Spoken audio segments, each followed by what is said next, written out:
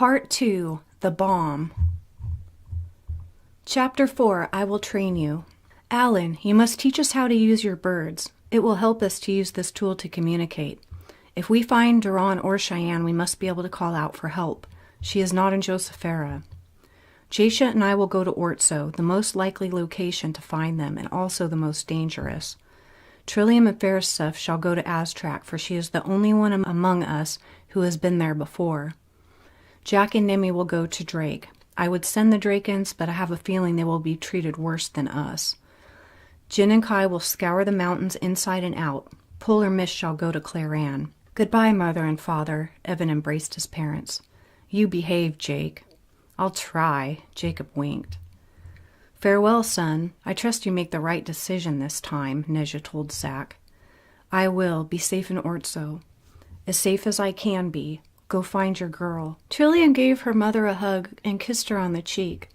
She's my blood too, and Duran used to be a friend of mine. You be careful in Aztrac. We do not know them well. I will. Safe journey. Safe journey. All 7 ships set out upon the Adrella Sea with high hopes. The sails were full of wind and the sun was shining. Upon the sea serpent, Talon lay in his oversized bunk. So far no one had called him out or even noticed him. They were all too busy with the quest in mind. He laid restless, wondering how and when he would get the chance to speak to the Outlanders. He was hoping to board a different ship than he did, but squeezing in with a clump of centaur, he had no choice. He knew he didn't have much time to finish his mission. He wanted to speak to Neja himself before the ships departed, but he would have been noticed by everyone if he did. Good thing was they had some of Alan's birds, and Talon knew how to use them, for he had taught Alan himself. Garrett was seated with his back propped up against a rigging. He was carving a piece of wood and humming with his dreadlocks pulled behind him. Evan came up from below and tapped Zack on the shoulder. Good morning, wizard. Good morning to you too, wizard. I'm not a wizard. You can be after more training. You need to find and harness your power. You have the lineage. Think so? Sure. You knew about the book. Who knows what else you are capable of? Why your parents haven't tapped your potential is beyond me. Jake. Attention-starved, problem-making. He keeps them going. I can teach you and train you, even though you fear me. Zack glanced at Evan and sighed. Interesting. We are both interested in Cheyenne, but that doesn't matter as much as finding her alive. Aye. Maybe, Evan, everybody fears you. But I have given no reason to doubt. I live right. I have made no mistakes. If you would have told the council about the book, this never would have happened at all. Easy now. I know this. Just hear me out. All right.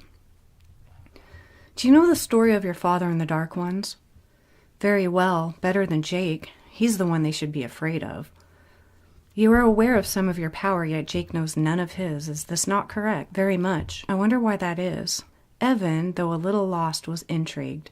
He knew Zack was in a way his rival, but he didn't know much more than himself.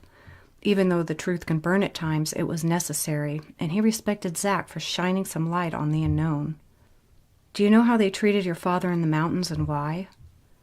Like a slave, because they knew if he believed in himself, he could possibly rise above them, and he did. Very good. You are untrained because they are afraid of your potential. This burned at Evan, but again was necessary. Why would they hold me back like this? I've done no wrong, especially after Father's experience. It's unnecessary fear.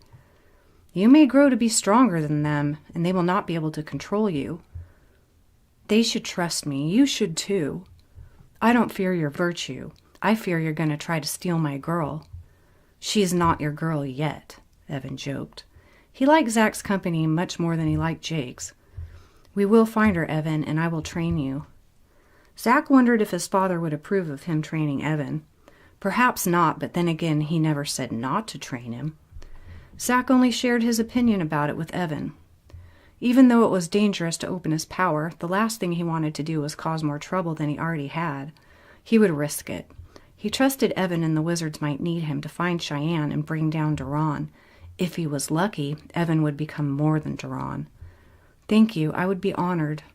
We're going to find her somehow. Evan went below deck. Garrett sat still, carving his block of wood. Without looking at Zack, he spoke.